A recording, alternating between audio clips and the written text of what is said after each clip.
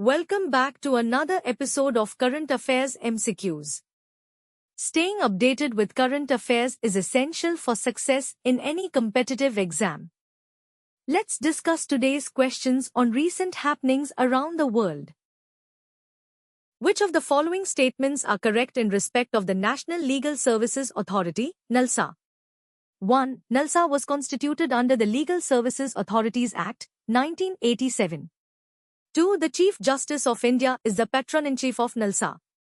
3. NLSA provides free legal aid to all citizens, irrespective of income or category.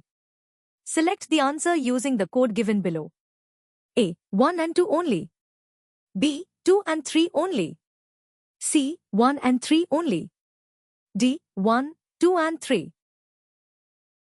Answer A. Statement 1 is correct. The Legal Services Authorities Act, 1987 provides the statutory basis for NLSA. Statement 2 is correct. According to the Act, the Chief Justice of India, CJI, is the Patron-in-Chief of NLSA.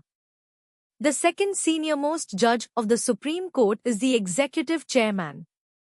Statement 3 is incorrect. Free legal aid is not available to all citizens. Consider the following with reference to 1. EPIC is issued by the Election Commission of India to all eligible voters.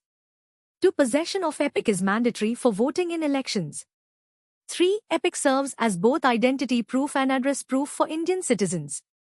How many of the above are correct? A. Only 1. B. Only 2. C. All 3. D. None. Answer B. 1 and 3 only. Statement 1 is correct.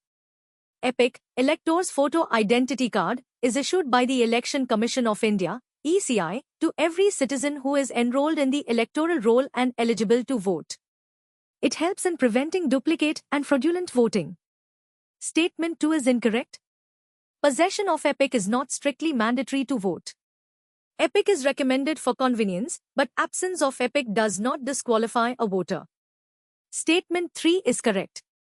EPIC includes photograph, name, and address, making it valid as identity proof and address proof.